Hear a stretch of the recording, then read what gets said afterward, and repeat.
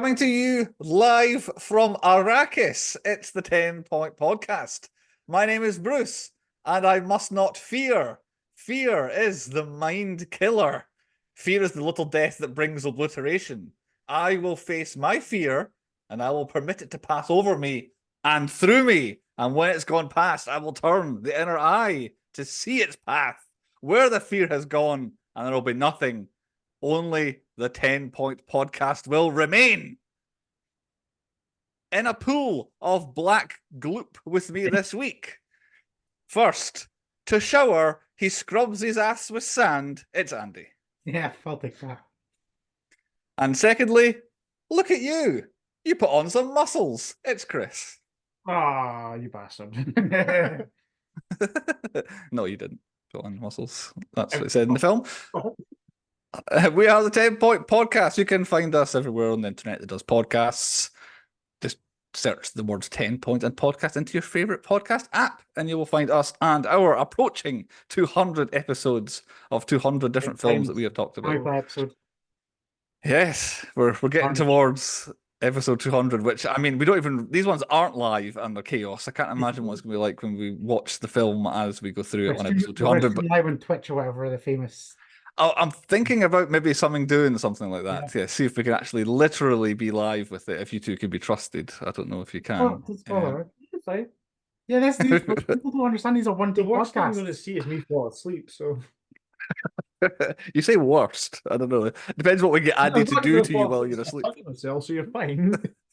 That's what film we're reviewing. So Exactly. Yeah. Done.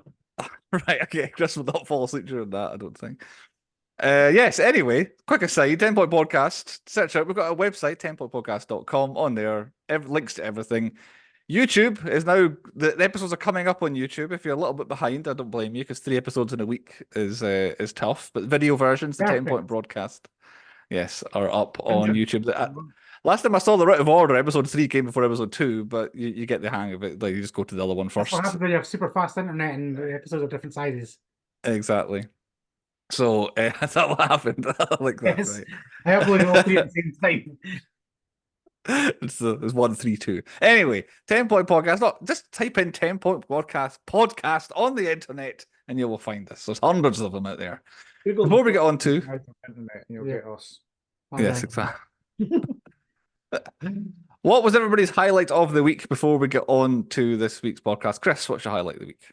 I finally got into watching Oppenheimer. Oh. Absolutely banging film. Did not expect it to be as political as it was. I thought it was just about them making the bomb. I wasn't expecting the whole communism, oh, this guy is a Russian spy kind of thing. But the whole Manhattan Project thing, I enjoyed all that stuff. But yeah, I thought it was going to be more sciencey than it was politically. Yeah. It was very political, wasn't it? But I guess it's his life story, really, and his life story about his life's work. For being well, yeah. Oh yeah, yeah, exactly. Yeah. He loves it. I was just like, that's the worst bit of the film. Oh my God, the best bit of the film, because I think it became a meme, but when we generally seen it, it was like the silence bit when the bomb goes off, and it's like, oh yeah, it's just like, it's absolutely epic when you watch it in your own house, but literally in the cinema, it was just like. I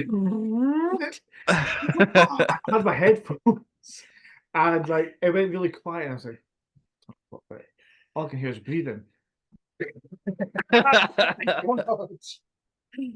an absolute amazing scene. Yeah, I suggest watching it if you haven't seen it. It's going to win everything this award season that's happening right now as a record. But again, I'm not sure if it's an all-time great. I mean, I've only seen it once. I thought it was fine. I did Barbenheimer on the one day, and I preferred my viewing experience watching Barbie. I thought Barbie was a lot more fun, a bit more entertaining. Oppenheimer was a bit long and a bit, like you say, very political. And it's like, you need to be ready to kind of get into it, I think, to watch it. Hey, Andy, what's your highlight? What's your highlight of the week? I've not really watched much other than Halo, so I'm going with Halo. However, every single time I get a highlight, it's like, oh, this is going the right direction. They fuck it up.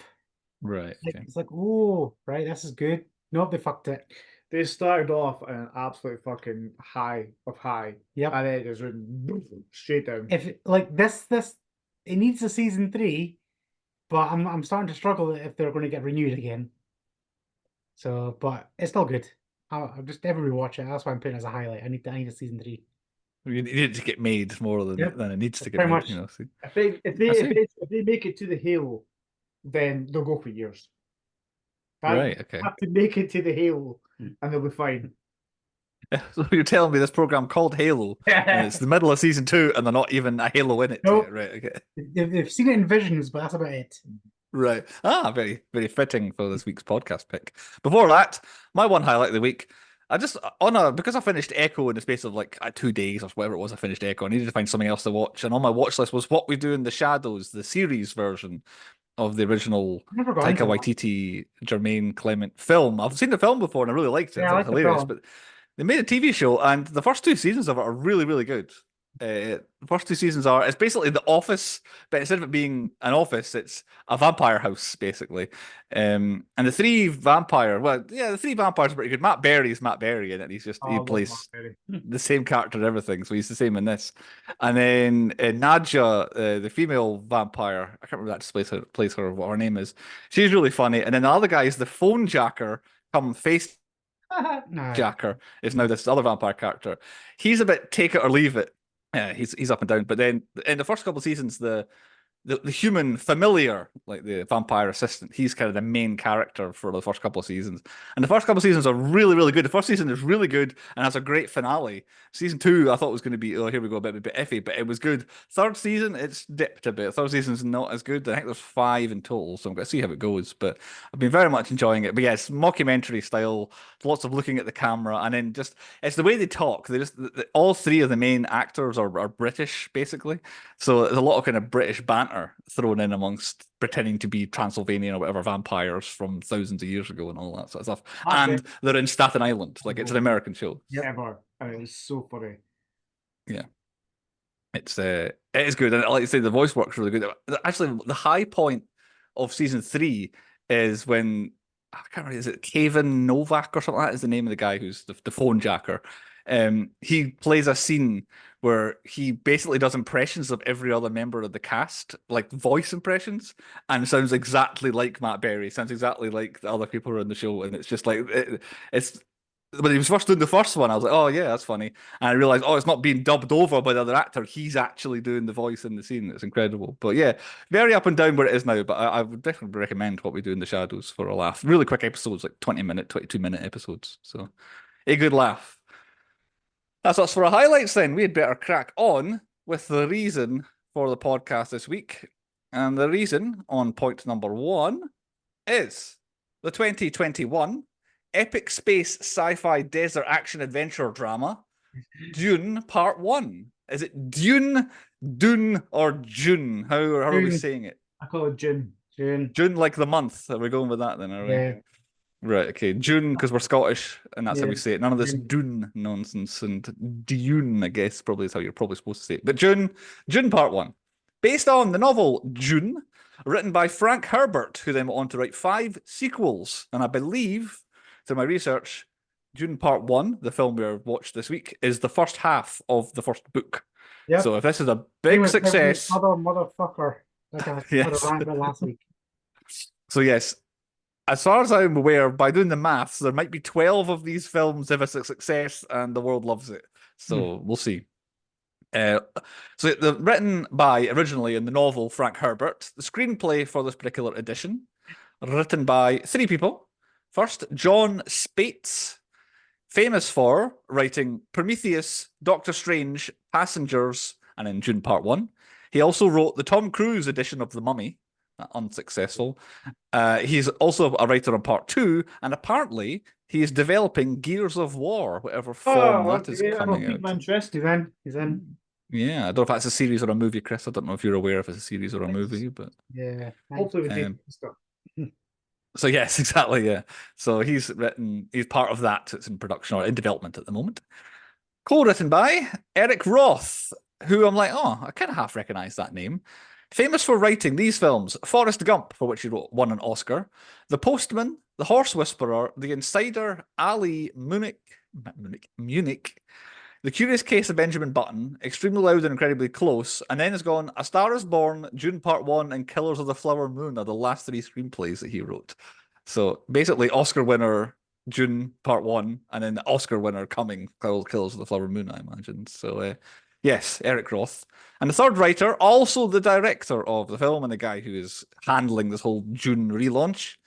I believe it's pronounced Denis Villeneuve. Villeneuve. Dennis is how it's written.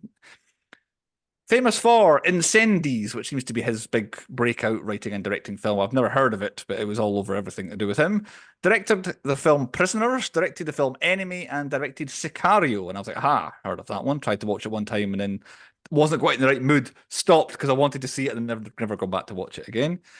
He also directed Arrival, Blade Runner 2049, which I think got him the gig for getting Dune Part 1 and then Part 2, which is out right now in cinemas, and then Part 3, because he's the man in charge. Dune Part 1 stars. Top 3 on the billing here, because everybody's famous in this film. Top 3 on the billing. As Paul Atreides, Timothée Chalamet. It's he gives off the vibe of that is a person Andy would hate. I don't know what it is, but I can spot them. And Timothée Chalamet is someone I thought you would hate. 100%. I don't know why. Right, what? Same with Anya Taylor-Joy. Yeah, and her eyes are too white. That's the reason. Yeah, we know that's why he hates her. I think it's his name. Last name, Chalamet. Pretentious cunt. Well, what annoys me the most about him, to be fair, is his first name, because he's not called Timothy. It's Timoth, E with a kind of thingy above it, and then another E. So a double E, but one of them has a wee thingy.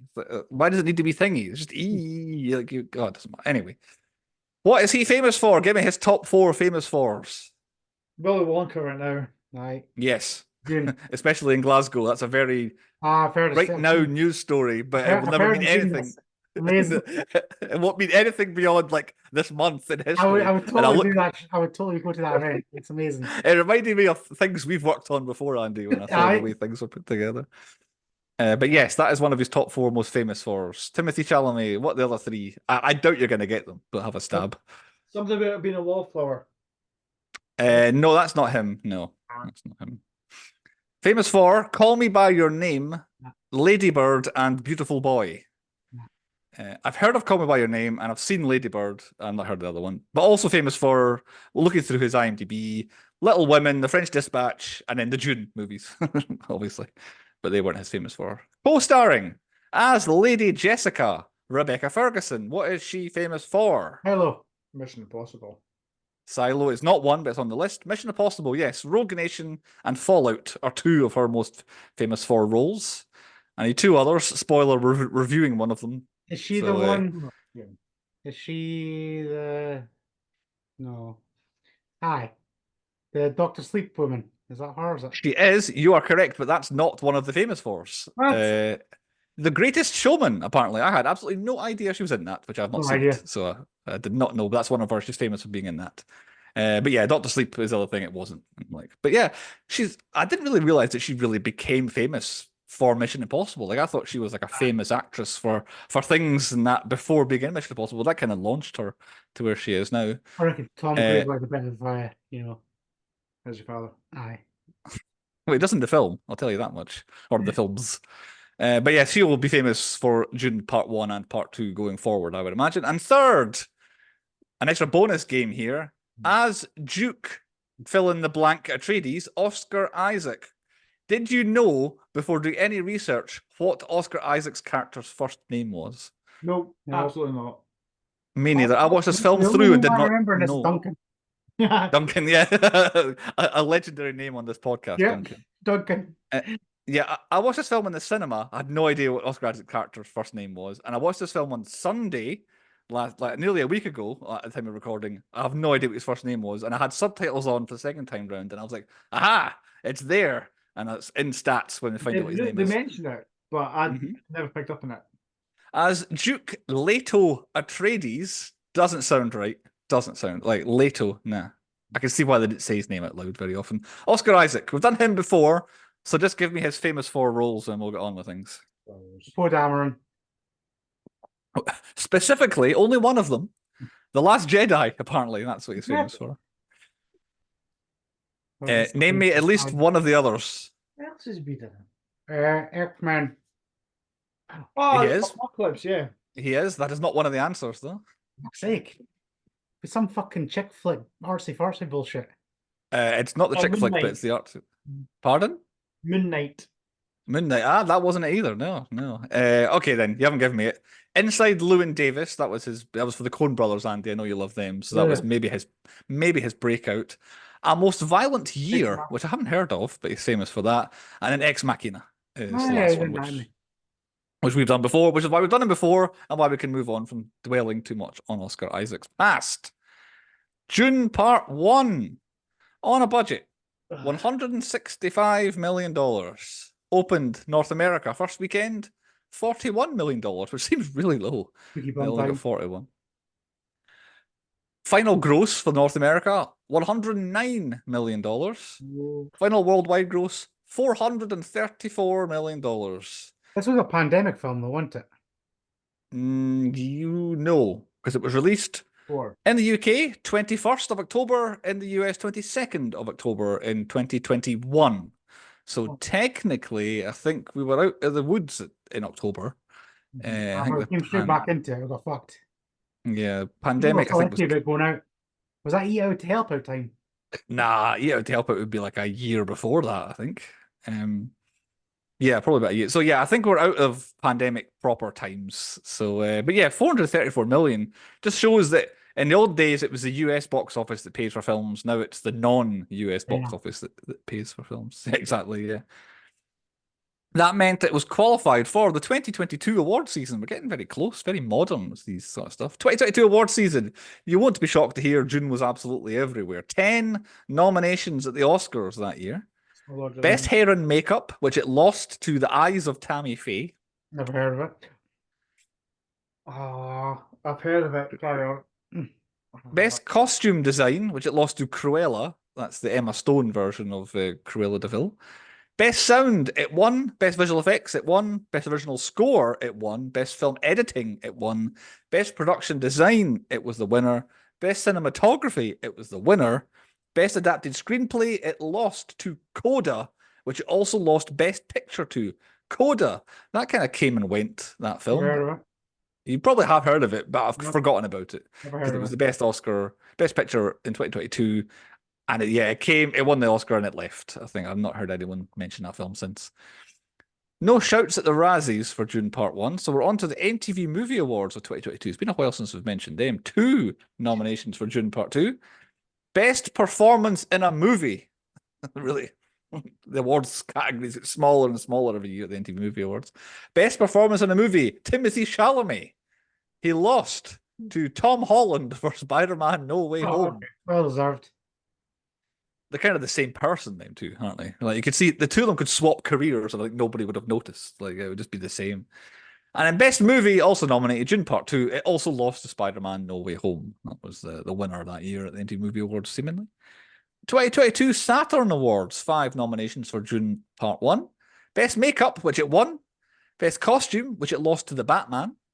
Best Production Design, which it lost to Nightmare Alley. Best Actor, Timothée Chalamet again.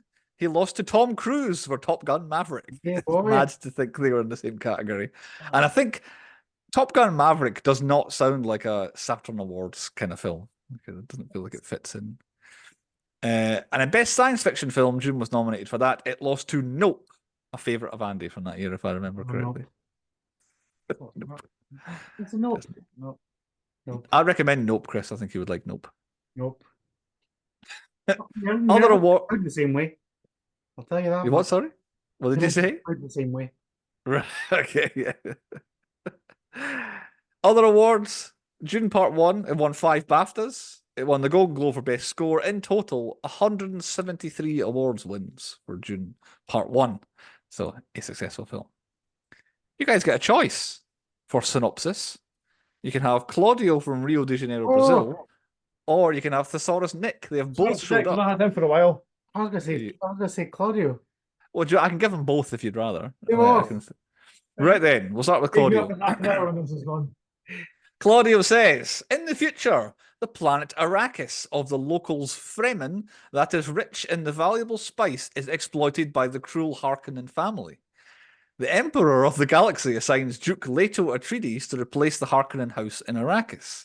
However, the Harkonnen family is plotting with the Emperor and the Sardaukar to destroy the House Atreides and take Arrakis back. Leto's concubine and mother of Paul Atreides, Lady Jessica, is from the Bene Gesserit tribe, trains Paul to develop his powers, and the warrior Gurney Halleck teaches him how to fight. The House Atreides arrives in Arrakis, and soon they are attacked by the Harkonnen and Sardaukar, and only Jessica and Paul survive. Now Paul will try to join the Fremen to overthrow the Emperor and bring peace to Arrakis. There you go. So that's what Claudio says. No Major Duncan, no. No, no, you're right. Because technically he's more trained by Duncan than he is by Gurney, but we'll come on to that. Synopsis by Thesaurus Nick by recommendation and request of Chris. Year 10,191. Summoned by the Emperor to take over the stewardship of the arid, inhospitable planet Arrakis, the only source of spice, the sacred hallucinogen, Duke Leto of the noble House Atreides and his family travel to the peril-laden exoplanet. But there, why did you say planet? By there, beset by indecipherable visions, the Duke's gifted son, Paul Atreides, finds himself caught between two worlds as the grotesque Baron Vladimir of the brutal House Harkonnen plots revenge. Now, the road to legend leaps deep into the desert. Can Paul fulfill his destiny in far-off Dune, said the thing, the home of the mysterious blue-eyed Fremen, he asks at the end. Who picked? We all did. It was the pick of destiny this week because Dune Part 2 is out in cinemas right now and is the thing of the moment. It's the most popular and most best, and everyone loves Part 2. So we better thought we'd get on the Dune Part 1 because we're all going to watch it anyway, I'd imagine. Had we all seen it before? Right. I tried. Was this your first success this week then, was it? No. Right. First time. Probably. Which version did we watch? Well, there is only one version. You can only get the 2-hour, 35-minute version. So and I had the 4K Ultra HD Blu-ray, which I'm very excited this week. Yes, which I ended up watching on my second viewing on not an Ultra HD television, and I noticed no difference. I was, oh, this is lovely. This is really good, really clear. Until like the last half of hour 40 minutes on my second viewing, when it's like the dark bit when they're and my screen, it was like I turned the television off. Like it was so dark. It's like I did not realize on a 4K Ultra how light the dark bits are on an Ultra HD Blu-ray television combo. But I'd seen it before, so I knew what was happening. On to point 2 on the podcast, the high points, the best bits and things, and I will throw it out to the floor for who wants to start off with some high points. Let's throw high points out left, right, and centre and debate and discuss. Who wants to go? I'll go. Like that opening of I can't remember Zendaya's character explaining who everybody is. Like, oh, the Harkonnens. Yeah. Harkonnen, I think it is. They're in charge of the planet. We're the Fremen.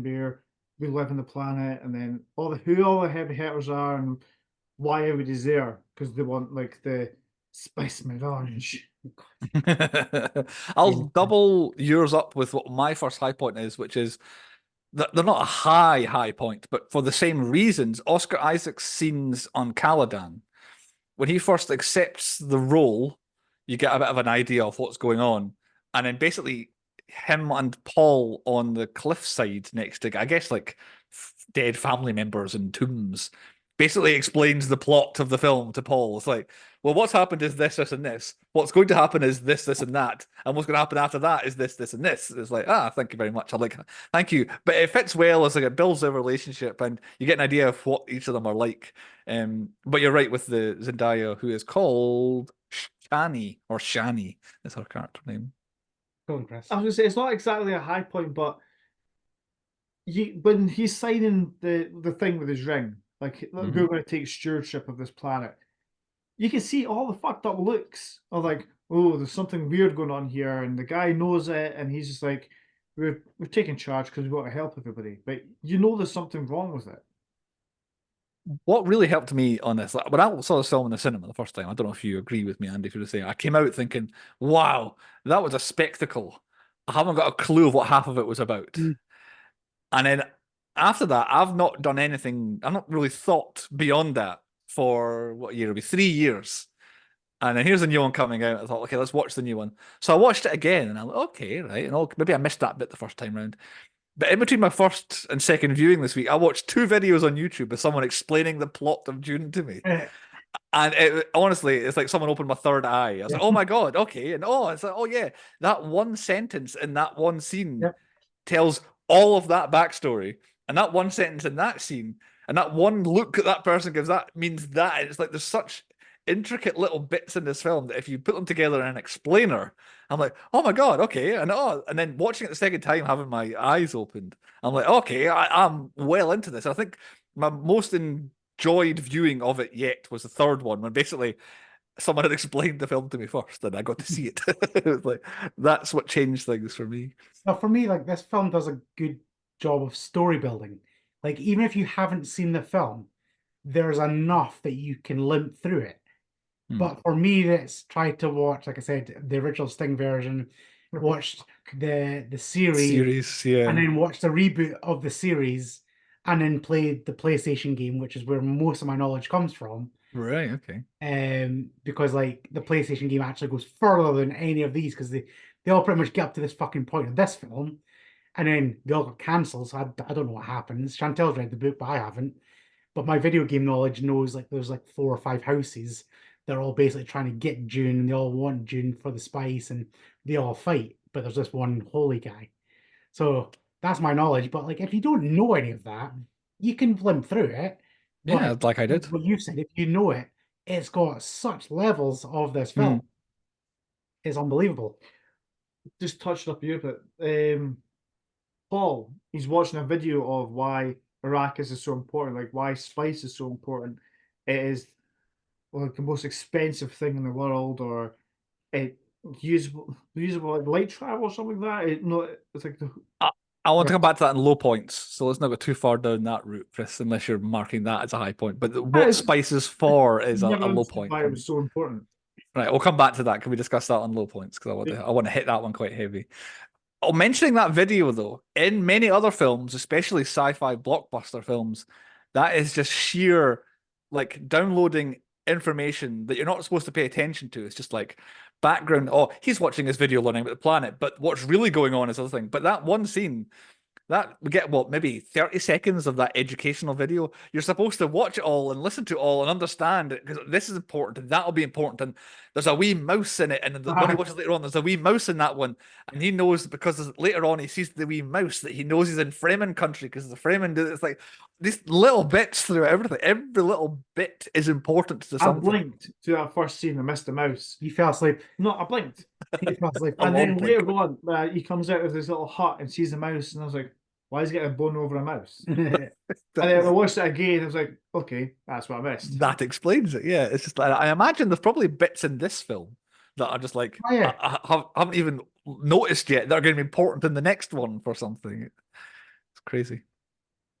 Before we even leave Caladan, I've got my next high point, which is when Paul puts his hand in the box, is my next high point. Which what's in the box? What's in the box, exactly. I can't not think of that.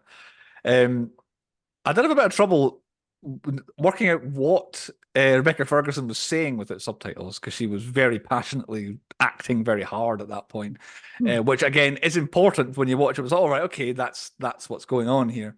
But the actual scene where basically Paul Atreides accepts, okay, I might be the second coming, I might be the Messiah, I might be the chosen one, and just like, I can do anything I want at that point. It's quite a badass scene when he comes around. And again, every little sentence means something important to the world building and the lore building of this film that's going to come back at some point in this one. But ultimately, boiling down to...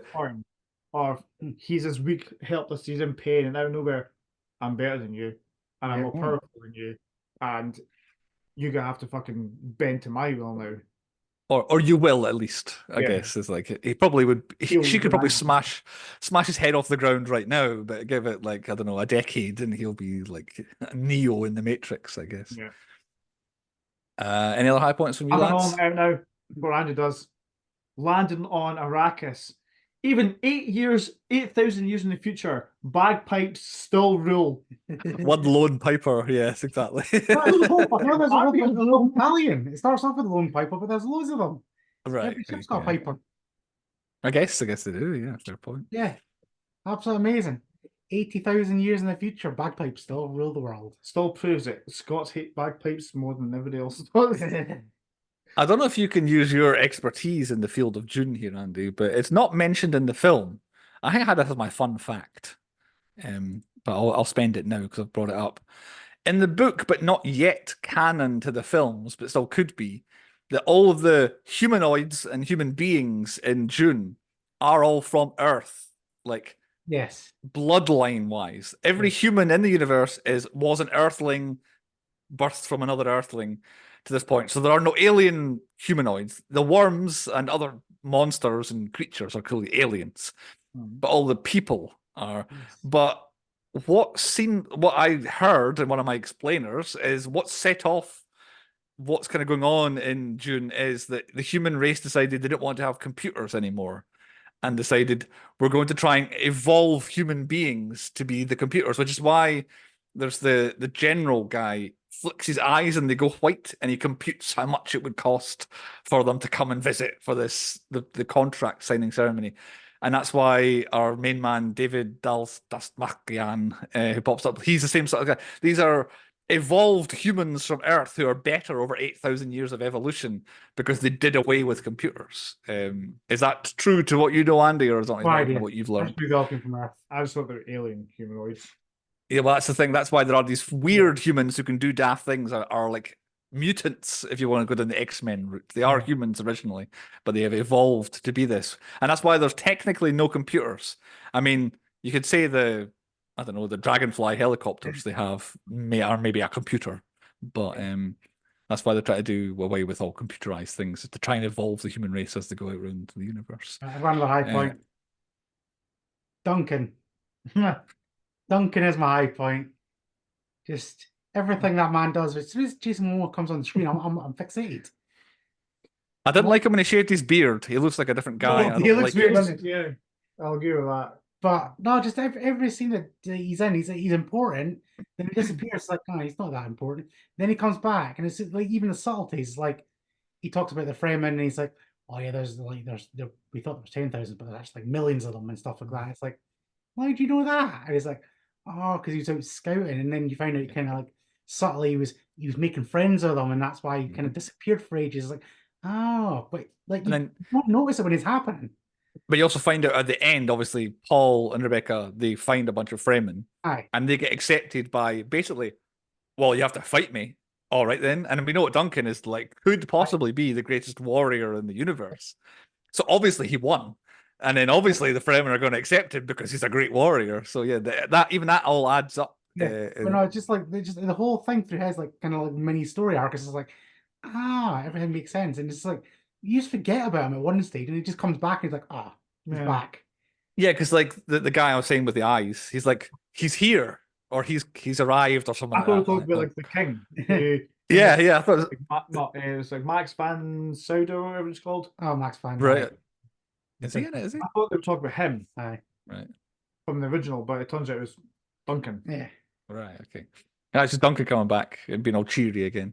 Yeah. But yeah, I like Duncan. Yeah, you're right. It's good, and it's good to have like the best, like warrior be quite a friendly, nice guy and all that sort of stuff. But I don't like how you said you like his entire story arc. I don't like the end of his story arc. No. Like, I wanted more. Well, everyone keeps thinking he's going to come back in Dune Part 2. I think he's well deed, is he not? I'm pretty sure he's well deed. My next high point: the worm and the harvester is my next high point. First worm appearance is a fucking banging scene. I love the scene how it's just like, I've got 5 minutes. They're just going to keep digging. It's like, I know, yeah. It's not going to get the 5 minutes. It's like, oh, it does. And it's like, right, they got playtime. It's like, you fucked up now. There's no backup plan, you bail-ins. Is it just me, or is it a real gamble to hope that thing fires all 4 things out to grab on? And if one doesn't, you're gubbed, and it can't lift with 3, and you don't get another goal. Like, I reckon they should have tried with 3. I reckon 3 would fold. I feel like it's going to be like, what's the one in Star Wars called? The big thing. The one on the Sarlacc. ground that Boba Fett falls into. Yeah. Oh, the Sarlacc pit. Sorry, like, I think they could survive inside the worm pit. I Well, don't think it's going to no. I think it's not going to crush No, it. because it's got loads of little spiky things around the back. It sucks it in. It's like a No, that's suction cup. But you're gonna get sucked into one of them stabby the teeth. which they turn into swords. Ah, yeah, exactly. Yeah. So like, that bad. Aye, stabby. No, but yeah, it's lethal. But Yeah. when I first saw this, first time and at cinema and my first viewing, I thought that the woman who's meant to be watching over the transition, I can't remember her name now, the character, Just Kynes, Dr. Liette Kynes, who I thought she was going to survive having fallen in. Like, oh, she is one of them. She knows what to do when she falls into a worm mouth. But then I'm kind of with Andy now that I think she might be dead because how are you going to survive that? Like, and also she did get stabbed through the back, through her chest to make water fly. I know. I confused when they stabbed the water. I was like, why is it not red? Yeah, Because there's water just pumping around that thing everywhere. Yeah. But yeah, the worm and the harvester is a great bit. It gives a little bit of excitement because it's a bit slow up until then. There's a lot of nothing, and then it's the first time shit's going down. Like up to that point, it's explaining, and then it's like, okay, there's something happening now. It's the harvester. It's when it starts shaking and they start sinking. You're like, oh, how are they getting out of this? You're like, you know, the dragonfly copter, whatever it's called, kind of is going to help them because you see it in the fucking videos and stuff. But it's a bit of excitement. Yeah, absolutely. Yeah. And then you get the drama of Paul having his first footstep onto the sands of Dune, where he just goes boom as he steps first. As in, this is important. He stepped onto Arrakis for the first time. Is good. But yeah, and him getting high and having visions, and then the callback, I recognize your steps coming, and him getting saved and then flying off and the worm eating it and all that. Yeah, it's a very good point. And needless to say, I think it was what saying, the CGI and the way this film is made is sensationally good, and I can't pick holes in that. There won't be any worst special effects, I don't think, in this film. It is unbelievably good. I've got a small high point that I meant to mention at the beginning is the throat singing guy. Like, ooh, I just love that. It's a great sound. But I don't know why they picked that for the first bit. Like the first thing in the whole film was it dreams are messages I nearly from... shit myself there. Yeah. It happens before anything else. Yeah, it's because ooh. Yeah. What's that?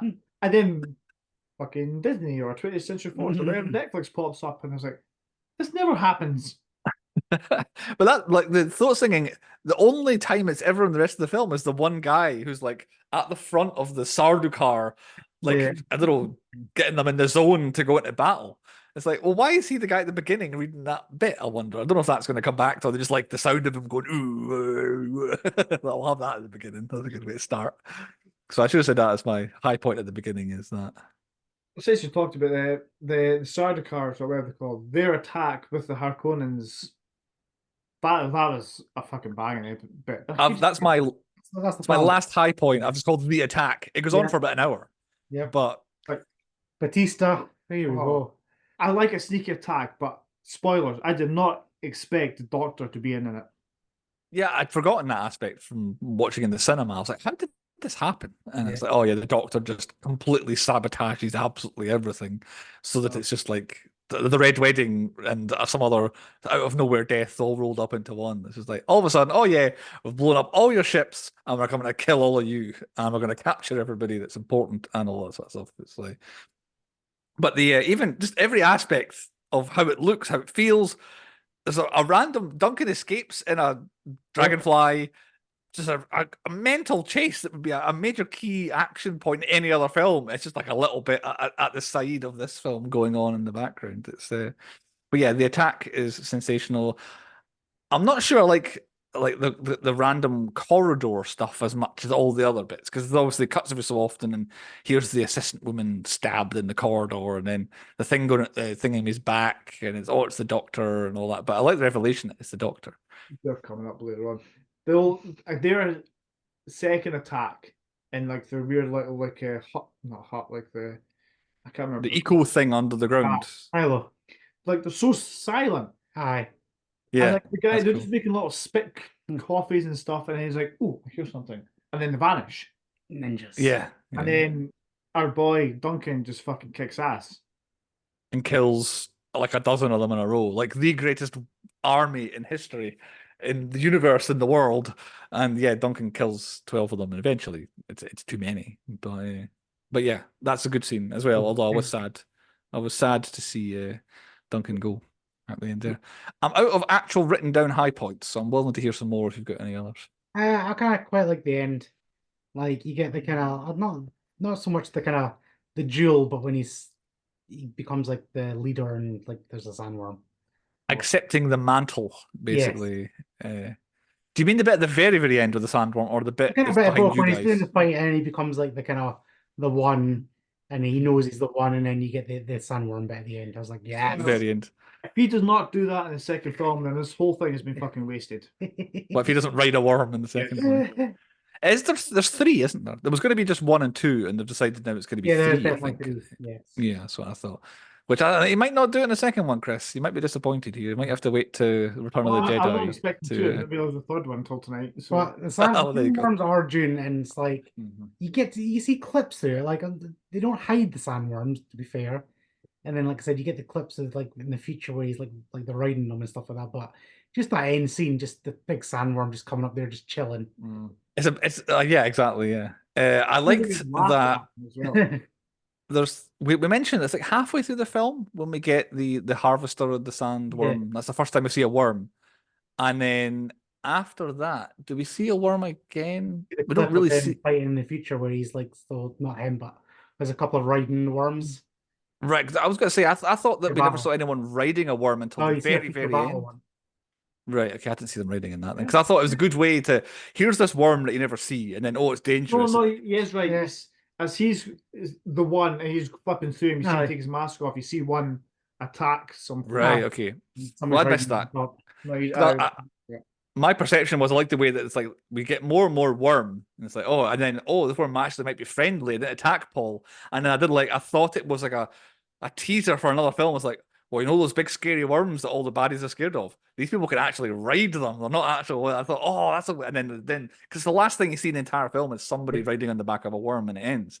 And I thought, but if they're actually in the background before that, it doesn't quite work as well. And But, there's one little clip where he's like seeing the future or whatever it is. yeah, having his visions. Any more high points for either of you guys? Because I'm out of high points I necessarily want to hit on. We'll crack on. Some other things might come up that I'll get excited about later on. Low points is point 3, the worst bits and things. Now, Chris touched on this earlier, so I want to go straight into it now. Can you help me? Right. Spice. Spice. Okay. It is essential, quote, for space travel because, quote, navigators use it to find paths between the stars. Yep. Is it people? Because, They get high. or is it right? So these navigators need to get absolutely off their nut on this drug. So therefore, you can't drive a spaceship anywhere other than. It seems to be. I feel like it's not like like in Star Wars where it's like you like hyperdrive things from like yeah, or whatever. exactly. No, I don't think it's like that. I feel like it's that's before learning about this. Before learning about this whole evolved humans and getting rid of computers things, I thought it was the navigate. Okay, so you get the spice, you put it in the machine, and then the machine works and computes the path, and that's how you can travel through space. But now I'm like, oh, so each ship or whatever has a navigator who gets absolutely off his nut, and he's like, whoa, you can go like past 3 stars and then take a left, and then past 5 stars and take a right. But and other than that, you can't go anywhere. Like nobody could possibly drive it without that beforehand. So that's exactly how I believe this film is. As a premise for a film, because it is the premise, is spice is the most valuable thing in the universe. It's like nothing would happen without it. I think it's a bit flimsy. I feel like a lot more folk would be on Arrakis if it was that important. Exactly, yeah. Because ships it might be a revelation in a later film. Well, actually, these ships can go around without spice, so therefore that's because they don't have to get stoned to do it. But yeah. Speaking of ships, that fucking cylindrical thing, is that like a Mass Effect really, where they just transport them from one part of the galaxy to another? No, it's one big ship. I have that same question, Chris. And my That's theory is like interesting. what Andy says. I think it's one big ship that Yeah. they put an entire planet into this one ship, and then your stoner gets on his spice and finds you where you're going, and then you all. But it does. You're right, because when the Harkonnens leave, it's basically the same looking thing as when the Atreides arrive, as if it's like a wormhole kind of thing, because it even Exactly. They looks all like that. seem to come through it, and he, Yeah. what's it called, Gunn, he looks up and goes, "Oh shit!" or "Oh my god!" So there's loads of them coming through. Aye. The exact same thing that the fucking Jesus came to. No, I think it's just Yeah. that's the spice. The spice. I thing. think it's a transporter ship with a stoned navigator in it. I think that's what it. I think. But again, this apparently the writings of our main man, whose name escapes me at the moment, who wrote the book. I have lost it again. Frank Herbert. Apparently, he specializes in not explaining the books and the plots to you. Like he specifically, you've got to read between the lines to work out what the hell's going on half the time. So I imagine it's the same with that I think we've aspect. nailed this. We should write the Dune 4. Okay. I've got a genuine question now, though. The wee shield thing was utterly pointless. I don't get it. Because Right. it doesn't matter whether Okay. you attack fast or slow, Yeah, you still fucking get killed. Basically, blue means they missed, red means you're dead. That was my theory as well, was with Chris, that it didn't really seem to matter in the end. You just got stabbed. Yeah. So Like seemingly, Gurney, they're like attacking, stab, nothing happens. I will slowly bury this into you and kill you. Yep. But then Duncan was going like that to fucking everybody and kill everybody. It makes no sense. but then is it not just them that has it? Everybody Oh, is it not? I don't think does everybody have it? I don't think everybody had it. Sorry, not everybody, but no, like you're right. Like there was fast kills with that. It wasn't even just slow kills. It just the shields made no sense. So the theory seems to be with the shields is that they wanted to give this all over shields for everybody to keep them safe, but things still have you have to be able to pick things up while wearing it. And then one theory I saw was people still have to let air get through it. Like it is just I think there's overuse. Therefore, certain things they stop water getting in, so you can just swim like breathing the water. That's it. So seemingly slow moving things, like if you breathe, it'll go in. If you take a cup and take a drink, it'll go in, I guess, and all that sort of stuff. But then that meant that bullets, I guess it was probably originally invented to stop bullets, but allow you to still do other things. But you can pick up a sword if you just grab onto it. But yeah, and that's why the slow blade will get through. But if you try and go ha and hit someone, it'll bounce off. But you're right. People die while wearing it to fast blades the whole time. Duncan killed with Trek folk, but had a shield on. Yeah. Yeah.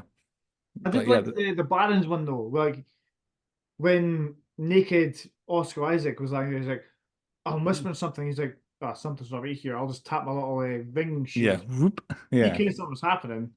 That was a good old touch. But so technically, that's why he survived. I would think is that he put his shield up because nobody else in the room had one on. I would imagine. Slow going into his lungs, which is why. But then it might have been enough. It might have been enough to because he was like, I mean, he wasn't fighting fit stuck to the roof, was he? He was. Speaking of him, he gives me the ick. Like he was a little gross. Like the original Dune guy is a lot worse than he is in this one, but he still gives me the ick. I thought he was massively long. Right. It took me to I don't know what viewing to realize. Oh no, it's just a little floaty thing. It's just a big long coat. But I thought he was what is this guy? Why is he all long and bendy and whatever it is that was going on? But yeah, that's what confused me. And yeah, the classic Hollywood make him eat a lot of food disgustingly to make him know that you're you're bad. He's a bad guy. One small low point. Well, maybe I say small. The whole time that he is in the film, it feels like Oscar Isaac knew I'm going to be attacked by the Harkonnens. And then at one point, the night before the attack, he's all depressed and sad, and I thought we'd have more time. Yet they still get caught off guard the next morning. So it's like, one, why are you not always looking out for it? Yes, he may have turned off the satellites and turned off all this sort of stuff, and no one's paying attention. But two, why did he have that bad omen? I can't sleep. It feels like he had that bad night's sleep.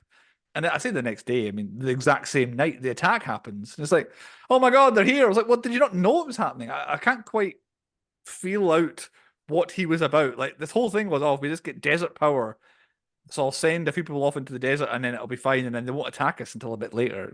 It feels like the whole mission anyway, because it's fucking it's a barren wasteland. Like, I don't want to live in sand for the rest of my life. Like, It's Because on that point, the theory always is that the Emperor is scared of the rising support and power that Atreides have. He has to wipe them out. And like you say, if it's that much, why didn't Atreides just go, no, I will not go to this horrible desert planet and allow you to attack me. They've clearly I will. heard like Arrakis. They know what it's like. They're like, no, I won't go there. Do it yourself. It feels like both sides think they're both the underdog. It's like I'm scared of him, and I'm scared of. Well, if I do this, then he'll kill me. It's like, well, I do this, they're going to kill me. So yeah, it's a strange situation where they were told the Atreides are strong, and then they just get wiped out very quickly because they feared the Emperor. It's quite weird. Yeah. Any other low points? I've got a few more. Yeah, the fucking you brought up in it. You touched it before. The chanting. 1 minute, who is it? I've got to hear. Jessica and no, like the old mother, or whatever she's called, having this really quiet little whispered conversation, and out of nowhere, bah, bah, bah, bah, bah, at the fucking top of the fucking chanting thing, nearly deafened me. It was so loud. It's one problem I've still not got my head around yet with the 4K stuff is being quiet and loud being loud, and these kind of films do it. That's what you need. Exactly, yeah. So these films do it the best, where it's like, the whole place is shaking when it's loud, and then it goes quiet. But then when it goes from quiet to loud, like soundtrack didn't bother me. It was just that specifically that one scene as well. It was just they're like, oh, he's the Messiah. He's all them blah blah blah. And then as soon as they leave the planet, it's the fucking loudest chant I've ever heard in my life. The what that got me was when Jessica's picking like the housemaid and walks up to the one and she offers her the sword. And then she goes to take it, and all of a sudden she just goes, "Mah!" It just starts making this really loud noise. God, no, what the hell? And I was like, oh, I thought she was going to like attack her or something. She was calling in help. It's like, no, I'm overcome because you are the mother of like the Messiah. Really strange. But No, my low point is this film. I think it's because of the soundtrack and the visual effects knocks me out every single time I watch this film. Sleepy. It's a sleepy film. You can see It what projects warm as well. It's like I feel warm watching it. No, it's really close. It's like you put it on, it feels very comforting. The siren, like I know you guys were all moaning about the throat voice and the humming and stuff like that. I like the throat voicing. It just calms me and just instantly Relaxing. It's not a film I don't think I could ever sit through this film other than when I watched it at the cinema and watch it start to finish without falling asleep. Right, okay. And I don't know if it's a high point or a low point, but this film will knock me out, so I'm going to put it as a low point because I suppose make me sleepy. It makes you sleepy. Unless you need it, then it's a high point, I guess. Well, yeah, no, just there's something about this whole film just generally will put me to sleep. Even the battle bit, like you've got so much talking before it, and then when the battle happens, you've got this nice Hans Zimmer music. It's just gentle, it's calming, and then you wake up and it's like big explosion. Like what the fuck? What the fuck's It this? disappeared when you said that. And then it's just like just like instantly, just I don't know something about this film. I can't put my finger on it, but I'm going to go soundtrack and nice peaceful visuals. Yeah, I guess it would be nice things to look at. My next low point: Paul and Jessica get kidnapped by the Harkonnen, and somehow the Doctor knows what ship specifically they're going to get taken away on, despite the fact that it's one of a million of the Dragonfly things. So he can hide like a Frem kit, as Timothy Chalamet goes, "Oh, it's a Frem kit." That's not a thing. You've been there like a day. You don't know what that is. Hides this on the ship that he somehow knows is going to, and then the plane kind of lands after Jessica doing her thing to the kidnappers, and she's like, "Oh, they've crippled the ship." It's like, well, but why? Like they were flying them out the middle of nowhere to dump them to fly back again. If they've crippled the ship, they have to walk back. So again, it just feels like another reason for we're stuck out here now because our ship got crippled. But there's not any real reason for the captors to have crippled it. It's just I feel like it was it's handy for the film. We'll say that it can't fly anymore and they're stuck. There's some weird mother-daughter son tension going on there when they were specifically when they're changing into their suits. Yeah. You're right. Like because she looks at him going, "Well, he's getting changed," and he's just like, "Oh, I'll look at my mom getting changed." Yeah, it was weird. She gives off vibes of he's becoming a man, and I was like, That's a bit weird. But also, maybe she's just looking at her son and being like, he's becoming the Messiah. Look at him, the way he's even acting. But you're right, when he throws the look back, it's like, okay, this is weird now. What are you two thinking? Maybe he's the dad. Oh, Oh, he's the daddy. twist, twist. I have my major low point is at the end of the film as well, so at the end of my notes. If you guys want to throw any more low points, go I'm for not it. gonna say, is it just that fucking ends? The problem is that it ends. Is that what you're saying? Yeah. It's part one. This is my opinion. This is me, and my opinion, and how I'm better than everybody in Hollywood. Part one should have ended with Paul's speech, where he's really going for it in the tent. How it's a holy war in my father's name, and he's really going for it. And that's spliced, intercut with Leto kind of his murder suicide in the other one. And then that should have been the end of the film, unless straight after that you have the beacon that they've sent out, and it's Duncan, and it's like, oh, someone's coming to find us. And they should have had that with the revelation that the Baron wasn't dead. And I know there's no computers, but they could even have had him on life support. So here's the beacon. I've had a big speech, and Oscar Isaac's killed himself, and then beep, beep, beep, and it's like someone's coming to save us. But then that kind of fades into actually the Baron isn't dead, and he's killed himself for no good reason. End. Like but no, something there's like a crossover, like the two of them are there. Yeah, exactly. Yeah. Beds. And then we end there. We don't get 45 minutes of the two of them wandering in the desert, and then the film just ending. It's like you could have Duncan finding them in the desert. That's the start of part two. Part two starts with and what's going on here, and then out of the sand, Duncan's like, "Oh my god, it's you guys! Come, I'll take you to this place underground, and we're safe here now." And then silent entry of the Sadr car, and then that's the first action sequence of part two, and we're off and running, and then they wander in the desert for half an hour. I felt like the payoff of the worm not killing Paul wasn't enough to keep this film going and going and going.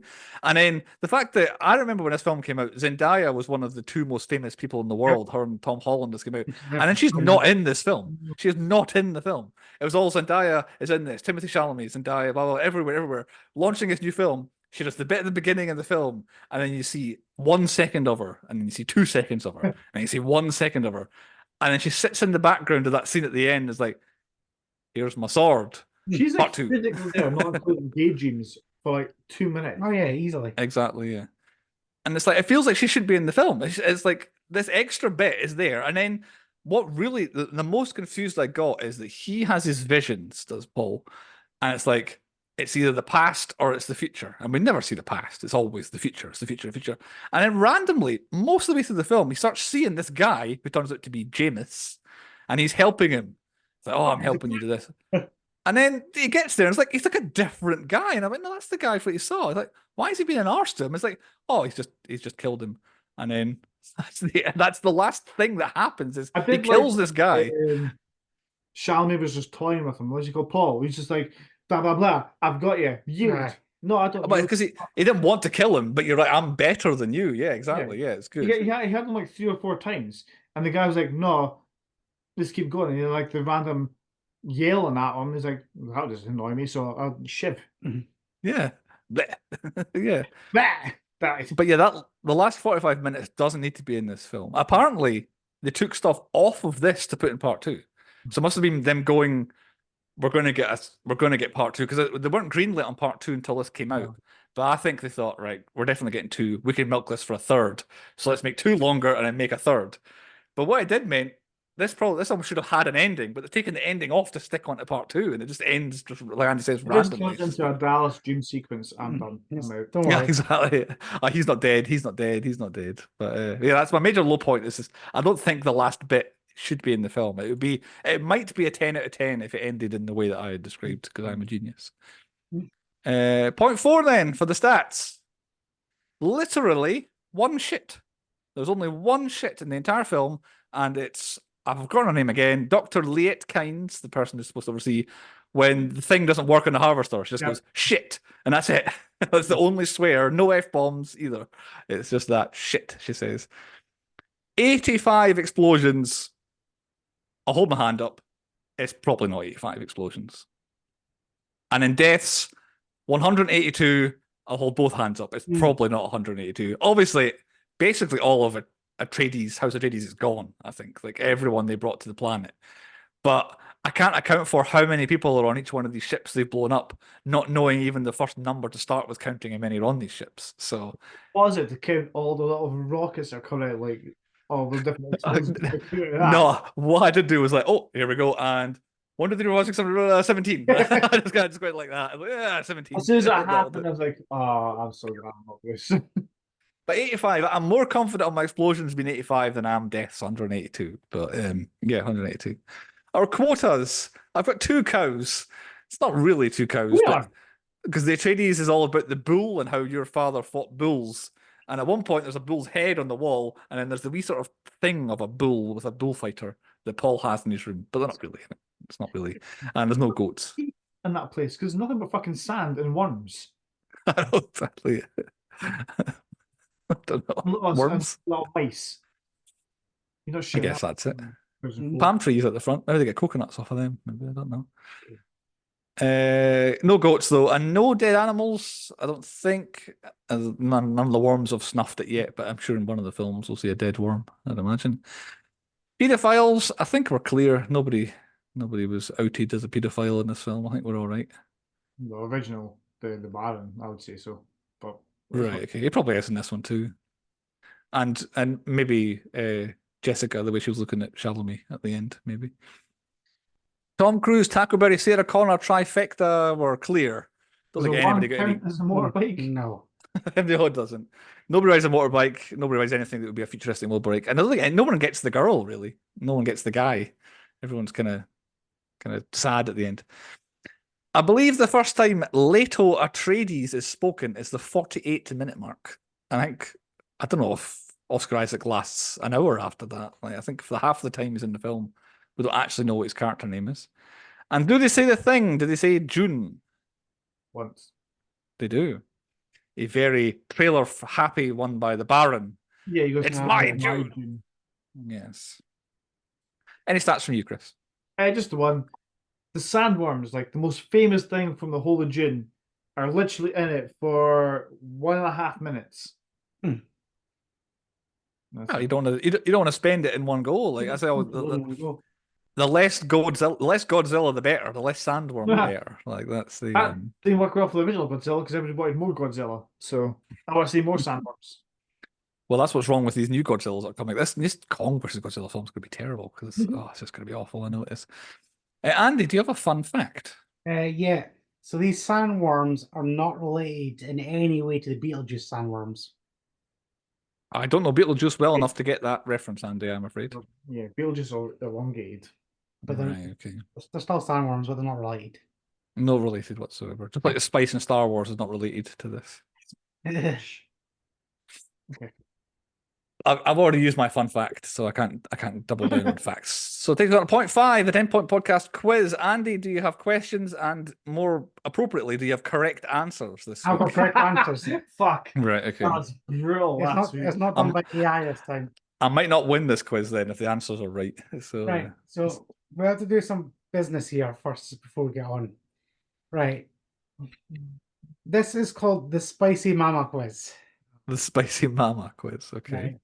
So first of all, we need to agree that this film is all about spice, okay? It's very much so, yes. And really, to get spice, you need different heats, don't you? Different types of spice to make it spicy. Okay. So what we're going to do is a nice higher or lower quiz based on the famous Scoville scale. The famous Scoville scale, you say? Basically, just how hot things are. It's right. Okay.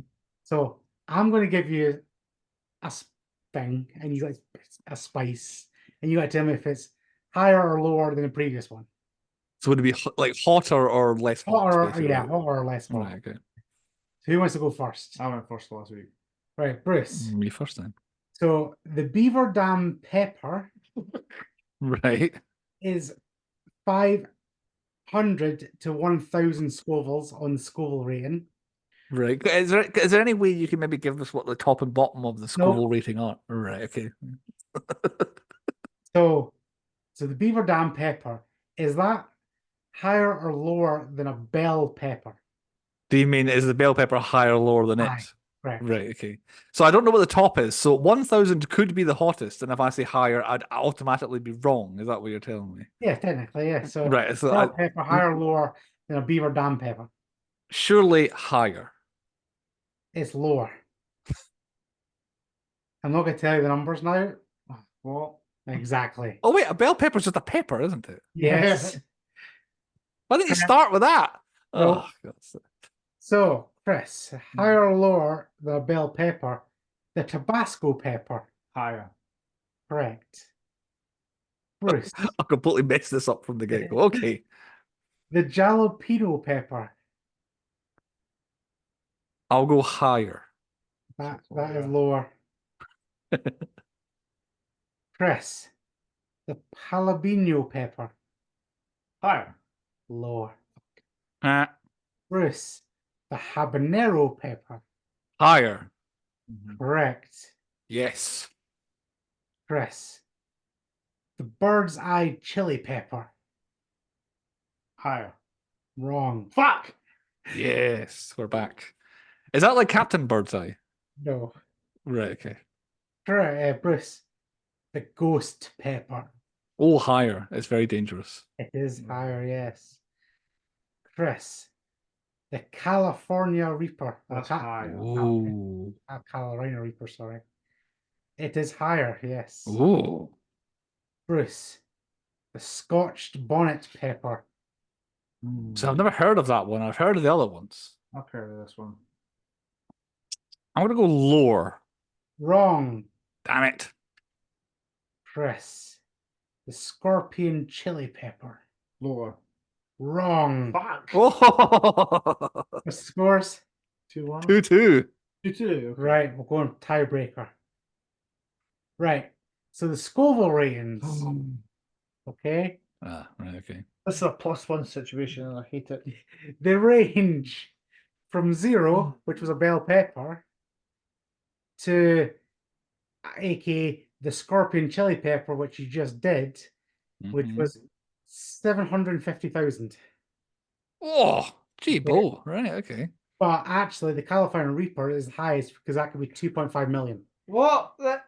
We're talking How is that millions. the highest then? So, I'm going to give you a pepper, and I want to the nearest wins, okay? Right, okay. So, Pepper X. And Bruce, you're to go first. So, give me a number between that range I gave you. So, between 0 Uh-huh. and 2.5 And that. million. Right, okay. Pepper X. I'm gonna go. Let's go 2,000. You're going for 2,000. 675,000. 675,000. So, the correct answer was 2,693,000. So Chris wins. Chris wins. My God. That's a hot pepper. So for a spice scale, Well, for the scale to be 1 to like 3 million or whatever it is, the reason to have each increment would be something would hit each increment. So does that mean there's 3 million different levels of spice in the world? And it's like It doesn't seem to work like that, no. it's mad. It doesn't make It's like a any sandworm. sense. It doesn't make sense. Chris deserves to win it. I don't deserve to win a quiz on spiciness because I am like one chili pepper mild on everything. One of my original ideas for this quiz was I was going to get the Indian menu and get you to basically order £20 worth of Indian stuff. Oh, that'd be interesting. Okay. And see who got the closest. I'm not sure I know what £20 gets you in Indian these days. I've not been doing that. No. 0.6 on the podcast. A number 6 for Chris. Movies within movies. Unless I'm missing somebody, there's nobody who's actually Hall of Fame worthy. Then you've missed somebody. Oh, well, there you go. And they're at the bottom of my list. So run through the ones that you want to. So, Timothy Chalamet, who was previously mentioned, was also in Interstellar as 15-year-old Tom. young Casey Affleck in Interstellar. Yeah, I'd forgotten we'd done him before until I saw it written down. I was like, oh yeah, Well, sorry. I didn't even realize we've done it before until I was going through the list. As previously mentioned, Oscar Isaac was in Ex Machina, but I Mhm. think that's the only one. Yep. I nearly missed this guy because I forgot that we actually did Fast X. I thought that was just films that we'd Yeah, watched. it was. Oh, But yeah, he was Dante, a fan favorite Yep. from that film. just a more pointy award-winning performance in Fast X. I Oh, think he won wow. Best Supporting Actor. I think. That's all right. Just be quiet. I'm dying. He Josh disappeared. Brolin was in the Goonies as Hmm. Grant. Batista. I've only got him in one other thing. Yep, you're right. A pointy award-winning performance as well. Yeah. Yeah. Was he Best Supporting Actor? I think as well for Hotel Artemis, which is like, remember that film? No, I do not. And David Dasmalian, as you mentioned, was in the Boston Strangler Yep. as Strangler, Albert yeah. DeSalvo. Yep. He was the one who was kind of duped into taking the blame for the whole thing. The I thought we idiot. did him in Batman, but he's in the sequel as Batman. So Speaking of Batman, someone who was in Batman Begins is now Hall of Fame eligible for his third appearance in the film. And it's mad because chronologically in real world, he was in a far, far bigger role in a film before that. So he was nothing to us when he was a hazmat technician in Batman Begins. But before that, he was Lo Fong, the main villain in no! Shanghai Noon.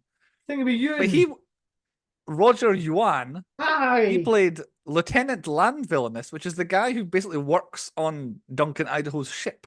And he's like, Lanville! It's like, and I couldn't believe that this guy who we'd laughed at before, as in you were the villain in Shanghai Noon, and then we're I hazmat recognized him. technician. I thought he was in something else. None to do with what Yeah. we watched. Yeah, he's the only one. Beyond him, I went through quite a lot of the cast, and nobody else was like anything, Chris. I think that's it. So, some Hall of Fame kind of lining up of some people, but Roger Yuan is the only one eligible, but I doubt he's going to make it somehow. Have you cast the three of us into roles in the film, Chris? This was another struggling one. So, and I put Andy's Batista's. What's he called? Beast Rabin or something? He is called Raban. Yes, Raban. Again, it's this explosive rage that he's got out of nowhere. They start screaming at the Baron. Is that because of what I did to you today when building the shed? I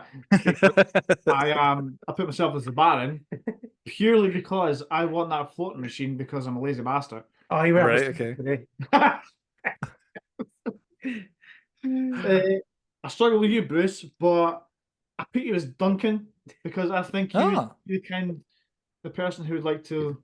I can't think of the word, like ingratiate themselves in a different society. Right, okay. I see. Okay. I went a very different direction. Well, not very different, a different direction. I thought Andy gives off Harkonnen vibes to me. It looks like one of the way he's dressed, Harkonnen vibes, and I thought, well, I know which role I want to be, so therefore I will make Chris an Atreides because I am the Emperor. I am a role that's not in the film. So I'm the Emperor, and you two can you bicker amongst yourselves, which you typically do, I would say. So that's the route it went. Now, I didn't go down references, although Baron Harkonnen quite clearly is Colonel Kurtz. Apocalypse Now. Does he not do the exact same thing? Goes exactly Yes. Yeah, it's so intentional that it's like I'm not doing it. It's too easy. But there's only a few anyway. But did either of you get massive deja vu when they looked at the moon with the hand of God on it? What's that from? Well, it's not from a film or anything like that, but I don't even know if it's an homage or if it's just one of these random things where somebody over here has invented the same thing as someone over here. But the moon looks identical to that in Abe's Odyssey, the old PlayStation game. Oh, yeah. It's like, because I saw it and I was like, what is that from? And I was like, I could not work it in my brain. Was like, I've seen this before, but I don't know what it is. I don't know what it is. But yeah, Abe's Odyssey, that's what the moon looks like, which is I've mad. seen like a planet has had a massive chunk taken out of it by a hand. I was like, is it a Transformers film or something? What is it? Something is it that Mad Moon film that had Sam Tarley in it from Game of Thrones? No, it's Abe's Odyssey. Could this film have come out in 1995? No, it could not, because this would have failed like every other one. Because they made one 86, and then they made one late 90s, 2000s or something like that. I don't think that they made a 95 one. I don't think it would have done. Does the film reference The Wizard of Oz, though? No, it does not. Nothing whatsoever could I tie to The Wizard of Oz in this film here. Dead Man Walking. The Duke Atreides was a goner, and he knew it. Yeah, that's probably one of the most. Duncan, he shouldn't be. He should. He should. Yeah, but yeah, Leto Atreides might be a defining Dead Man Walking when the film I starts. thought, was it Gurney? I thought he was a goner. To be honest, because of this film, you don't think he is, but because of trailers for part 2 and the publicity, you know he's not, which is kind of annoying. Who's in the wrong movie? Zendaya is in the wrong movie because she's not even in it. So why bother with her being in the film? And what's the trope from this film that needs to die? He's the Messiah. Yeah, I'm kind of done with that. Jesus prophecy, the one. Yeah. But I guess it's an old story, and okay, and I kind of like it. It's kind of cool. I'll kind of live with it, but I'm done with it now. I don't need the one anymore. Andy, what's your trope? I'm kind of green, but I'm going for sand planets, just purely because of Star Wars in the series. Is I hate sand. yeah. Why is it always a sand planet? Why is it like okay? I know like avatars on water worlds and stuff like that, but like that could be a nice jungle planet. Hmm. Don't get enough jungle planets these days. Like predators. Aye. Also a jungle planet. Yeah. Sand just seems to be just easy for them. Seems to be the go-to. Aliens. Aliens is not in a fucking jungle. Prometheus is. No, it's not. It's a fucking barren wasteland. Just jungles. That's more sand than it's anything, Prometheus. Basically, it's desert planets because it's a cheap, easy effect. And it looks really different. And we can fly to Abu Dhabi and film out there, and Jordan and all that sort of stuff. Point 7 on the podcast. What's that one thing? What is the one thing from, we'll say Dune. I've got the big worm as well. But there's quite literally a second film that has big worms in it now, but it's the big worm. Worms. Still worms. Dune's worm. Yep. Sand sphincters. Point 8. Sand sphincters. Point 8. Nominations for 10 Point Podcast Awards. Chris, I do have quite a lot here, so feel free to whack through as quick as you can. So, best supporting, Jason Momoa. Yes. I've got Rebecca Ferguson with a question mark, but we can go Momoa. I do like him as well. So Momoa's fine. Used Batista. Yep. Oh, good shout. I've got nearly everyone because really it's only Rebecca Ferguson and Paul. Was it Paul? Timothée Chalamet that are in this. Nobody else is really in the film. But you're right. Batista has about 3 scenes. So yes, Batista. Best badass was Duncan. Yes. Fact. Biggest bailing, some you don't see, the Emperor. Not the Doctor? No, he fucked them. Well, no, the Emperor sent the whole family to die. The Doctor just picked that one person to kill. The rest of them just got fucking lost in the shuffle. Okay, but we kind of, it's a good point. We've got to say, we kind of know that the Emperor's a bad guy, but the Doctor is like, I am your friend. I am in your inner circle. Well, you're taking me, Jessica, with you and your son to this super secret meeting with this person here, and I'm going to check your son's vitals and all that, and then, haha, I've screwed you to get my wife back, and I've just got killed for it. I think he's a bigger bailer. The Emperor is a villain. I think the Doctor's a bail end. What's your stance on this, Andy? I'm going with you. Right, thank you. Okay. Best death was the Doctor's. Because he got his head fucking lopped right off. He did. Yes, I agree. See, I've got this as best inanimate object is the full body shields because I like the idea of them. It's just flawed. I've gone for the Hunter-Seeker assassination bug. I've kind of gone for any of the kind of vehicles, which is. I wanted the raptor thing, the Fraptor, where the hell was it? Raptor, the dad's got the dragonfly. We'll go dragonfly then for a bit of dragonfly vehicles. Then. Okay. Yeah, I'll find what the proper name is for the point. Best plan was the Emperor's plan to wipe out the Atreides clan because it's pretty much worked. I guess so. So I've gone for the Harkonnen plan, but you're probably right. It's probably the Emperor's plan because he gave them the Sardaukars and all that as well. My worst plan is the Atreides plan of moving to a barren wasteland when you've got a really nice home. Yep, stupid. Or Atreides is, I know I'm going to be betrayed and killed here, so what I'm going to do is send people out a couple of weeks ahead to get the sand people on our side. Yep. And then, shit, they're not on our side, and we're all dead now. Like that seemed to have been the plan. So Excuse me. My best twist was Doctor Yu. Like out of nowhere, I did not see him being a bad guy. I suppose it probably is a good twist because he's in the film enough to be like, oh yes, it's him, but not too much to be like, There's I all didn't that think you weird should do like that. stuff to make them feel better, or whatever the hell it is. Yeah, The worst twist is him expecting his wife to get set free. Yep. I think so. Yeah. And Oh, it even feels like Harkonnen said to her, "I will set her free" yeah. or something like that. The She way he must says have it, paid. yeah, And he even exactly, said she's getting taken apart daily. So she died fucking donkeys ago. exactly, yeah. So So yeah. biggest jump scare is the fucking throat singing out of nowhere. It's Oh. not an actual one, but it's just real loud at one point. Fucking hell, I've got a lot of blanks here. Best Oh, okay. best name is Beast Rabin. Duncan. All right. Oh, But is that Okay. his name? Is he actually called that? No, he's not called that. Like he's just called Glossu Raban Harkonnen. well, according to the fucking IMDb, it's called Beast Rabin. But I'm looking at it now and it's not. So Yep, got it one. I went, is it too is it too cool character in a movie, or is Duncan Idaho the best character name? No, I like If- Duncan because 80,000 years in the future, Duncan seems to hold up as a name. Well, that's what I do like about the good guys is they're called Duncan, Paul, Jessica. Yeah. Like they have normal names. Yep. Oh, they've changed that fucking name because he was called Beast Rabin. Fuck that bullshit. I do have another option for best character name is Gurney because that's all he does the entire time is Gurn in the background, old Josh Brolin.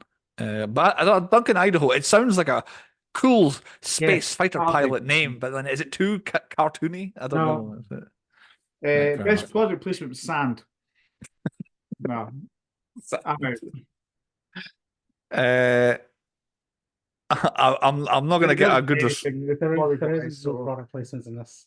There's not going to be an echo chamber of agreement here. But best acting, Timothy Chalamet. Nope. he's not bad. I think he's pretty. When he turns it on, I think he's pretty good. I think. Sandworm. I'll accept Chalamet. It's nobody else. I don't think he's bad. Best animal, Shai Halud. Does it count? The big sandworms? Do they count as best I animal? quite like the mouses though. It's not real. Yeah, the mousies. Not the That's mice. good, No. animal. Mouses. The individual mousies. Yes, Yes. okay. Go for the little mousies. That are probably CGI as well. Can I have Zendaya as best cameo? I say it's Or fun. because I did feel like here's one of the most famous people on the planet. We'll stick her in June 1 to sell some tickets. Like it did feel a bit like that. Most unexpected. I didn't expect her to be at so little. Yep. Yeah, exactly. Yeah, it's a good shout. Best entrance, the Atreides arriving on Arrakis is Oh, best the entrance. bagpipes. Aye, Yeah. I'll take Has that. to be. Even take the bagpiper out, it's still kind of cool No, way. bagpipes. Best hair, Oscar Isaac's beard. It's sensational beard play, like sensational. Best song. Now I don't know what it's called. I didn't actually look on Spotify. It's the song that's in all the trailers, and it's all the June is happening in the film with the woman going, Yes. that bit. No, Which not. that's the best song, but I mainly like it because anytime it played when I had the subtitles on, it came up at the bottom. Dramatic lamentation music. It always came up at the bottom. And it did it every time she was like, it was always dramatic. That's what it's called. That's right. Deep fake, Chris. You've been deep faked. It's happened to me again tonight. So she's best song. Word on that. Best team, the Sardukars. They're the best team. Yeah. Definitely. Best villain. Are we having the Baron as best villain? Surely the Baron. Unless you want to say the Emperor, despite him not being in the film. They're both in it. Yeah. Ryan doesn't do anything though, apart from just. But he does. He kills the doctor and he's like, blah, blah, blah, and he's in a pool of gloop. And Yeah. it's my June and all that sort of stuff. Since I'm talking about it, it's a kind of ironic. The unsung hero, the John Connor's Ginger Pal Award. I'm giving it to the woman who sings that bit, that bit in that song. No one else is the unsung hero, but she is. That bit of music is the June bit of music, and without her singing, it wouldn't be there. And she'll never get any credit for it because I don't know who she is. So no, okay. Stupidest character. Can we nail down a stupidest? It has to be a stupid character. Is it the Doctor? Is it Atreides? The whole fucking, the whole thingies. I want to say Duke Leto for Yeah, believing I think it that might the be. Emperor's doing this at the goodness of his heart. Yeah, No, he doesn't believe him. It's the fact that he knows he's about to be absolutely annihilated. And he's like, Yeah. I'll just have to go along with it. I don't know. Okay, we'll leave that. And I've got worst villain as the Doctor because Yeah. he is a villain because of what he does. He tries to have, oh, I'm going to save the day and give you your frame kit, and also I've now just died, which makes him a bad villain, I think. That's me though. No product placement, not sand or anything like that. Definitely No. not. Whoever builds those suits, that should have had like a swoosh on it or Sony. A6 or something like A wee tick at the corner there. that. That's the future. Point 9. Moral of the story. What lesson are we supposed to learn from Dune Part 1? Andy, what is the moral Don't of go the to story? sand planets. Don't Never go had to Sand Planet. Sand sucks. Sand sucks. I've got worms will not attack you if you do a funny walk. Is the moral of the story. I forgot about the walk. Me too. I forgot about it till I bit Doesn't my make any notes there. sense why it's so specific as well. When you Yeah. just thumpers and it just works. You imagine a worm's going to need to go, oh, wait, somebody's doing a funny walk. Yeah, I want to attack it. They're fine. Yeah, don't do I the thought I heard 3 steps that were spaced out much more than normal with some swooshes in between, but it must just be the wind. Like it's Oh, shit, he's done 2. Wait, let's just fucking circle back. yeah, well that's him. Yeah. He went step skip swoosh instead of step swoosh skip. That's definitely a person up there. 10th point. It's a 10-point rating. We rate the film out of 10. Andy's cracked, I think. Cool, Bruce. Yeah, right. We'll leave Andy to the end. Chris, what's your rating out of 10 for this film? It's not a bad film. It's just really boring until like 2 or 3 bits. Like I really didn't like the whole constant flipping between daydreams and stuff like that. Because I forgot to mention, I should have that one of my low points is the fact that he sees the future, but then at one point in the film, they're like, oh, actually, what he sees is every possible future. And I'm like, oh, God, not this he again. sees the same thing like 20 times. Like I didn't need to see Zendaya smile over and over again. Like it's just annoyed me, and I've lost where I am now. Like I really enjoyed the small action parts, like the whole attack of the Harkonnens and stuff like that, and the Sardaukars and whatever the hell they're called. Duncan steals the whole movie. I'm gutted if he's not in the next film because the next film's going to suck then. Indeed.